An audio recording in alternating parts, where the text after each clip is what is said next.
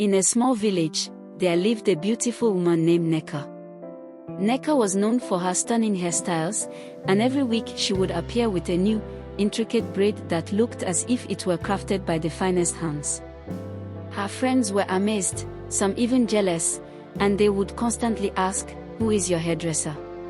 Nneka would just smile and say, "I have my ways." Her hair always looked so perfect, not a strand out of place. Her friends admired her, and some even felt a sting of envy at how effortlessly she seemed to keep her hair flawless. Her husband, Chike, was proud of his beautiful wife and thought nothing unusual about her hair. He simply assumed she visited a talented stylist. But what no one knew was that Nneka had a strange secret. Late at night, when everyone was asleep, she would take off her head and place it on her lap to braid it herself. It was something she did in silence, as if in a trance, her fingers weaving and twisting her hair with incredible speed and skill. She didn't even seem fully aware of what she was doing. It was like she was under some spell. The next day was one of her friend's wedding party. Nneka walked into the hall majestically, looking elegant with a beautiful traditional attire and her elaborate, intricately braided hair glowing under the warm sunlight. Everyone at the hall glanced at her with their eyes wide open, admiring her hair while she smiles with a secretive look. One of her friends asked her, "Who does your hair, Nneka? It's always so perfect."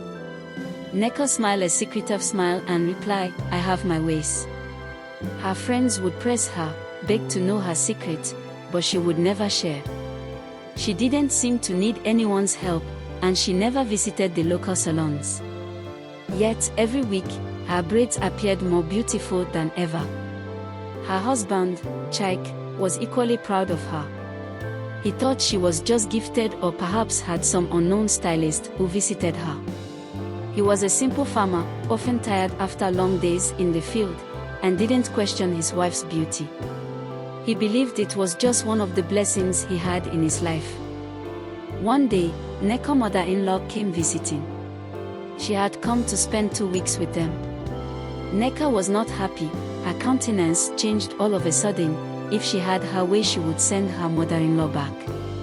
Night after night, Nneka would carefully sneak out of her bedroom in the middle of the night, when everyone is fast asleep. She would go to a small space in the living room to make her hair elegantly.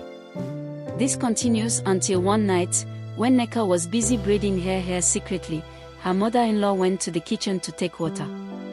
On her way back to her room, she noticed there was a shadow of someone sitting at a tiny space in the living room.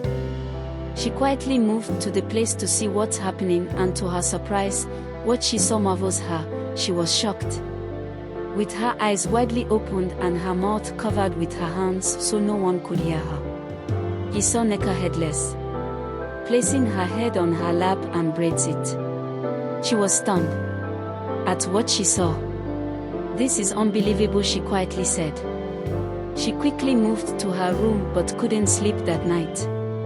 The picture of what she saw kept coming up like a wild nightmare. The next morning, the mother-in-law told her son Chike that she would like to go back to her house. Chike asked, "Why, Mama? Why did you change your mind all of a sudden?" Chike's mother explained what she saw last night to his son. But Chike smiled and said, "That is not possible, Mama. Maybe it's a nightmare." "My wife can never do that," he said. The night went on like this until one fateful evening. Chike had returned home exhausted after a particularly hard day on the farm. He fell into bed early, his mind clouded with sleep, when suddenly, he felt an urge to get up and get a drink of water. He tried to ignore it, to stay asleep, but his thirst grew unbearable. He reluctantly rose from the bed and made his way to the kitchen. As he walked through the hallway, he noticed a strange light coming from the living room. At first, he thought it was just the glow from the moon, but as he drew closer, he could hear a soft humming sound. His heart began to beat faster, sensing something unusual. Curiosity overcame his sleepiness, and he peeked around the corner into the living room.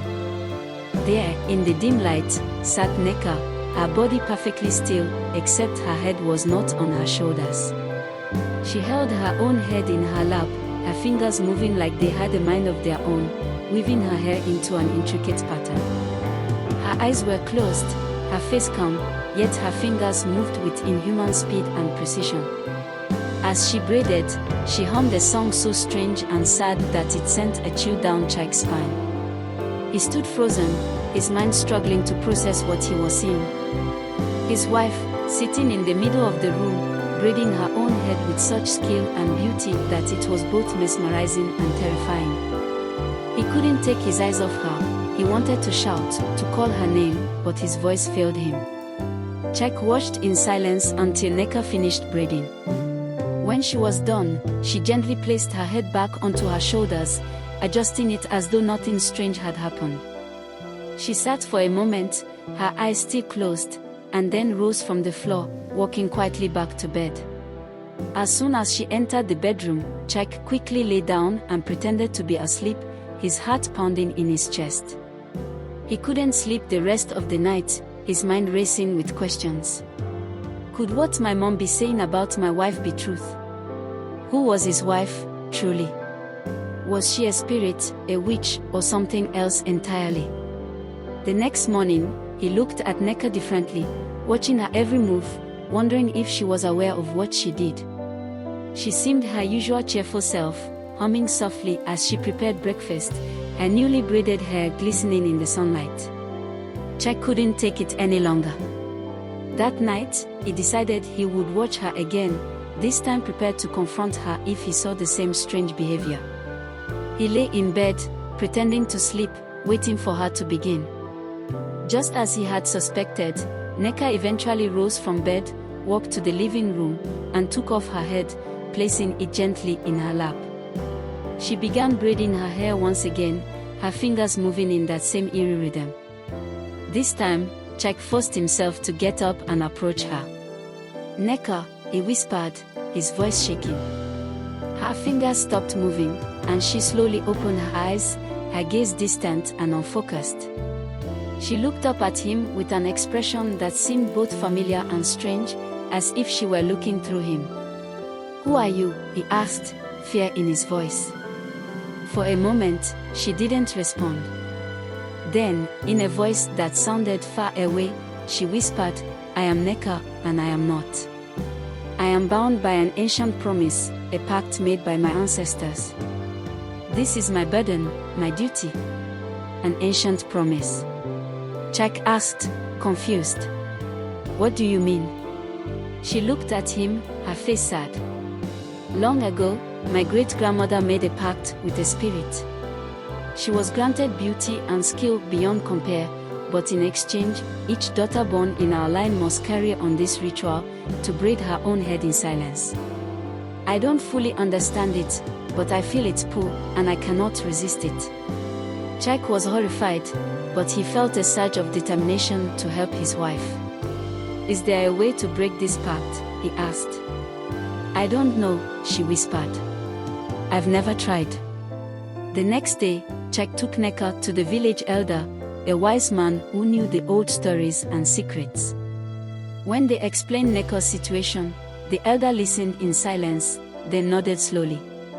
"Breaking such a pact is no easy task," the elder said. "The spirit that binds your family will not let go willingly. Nneka must face it, must summon the courage to break free herself." That night, Nneka sat in the living room, her head resting in her hands. She began to braid, but this time, she spoke to the spirit as her fingers worked. "I release myself from this promise," she whispered. "I choose my own life, my own path." As she spoke, the air in the room grew heavy, as if something powerful and unseen was present.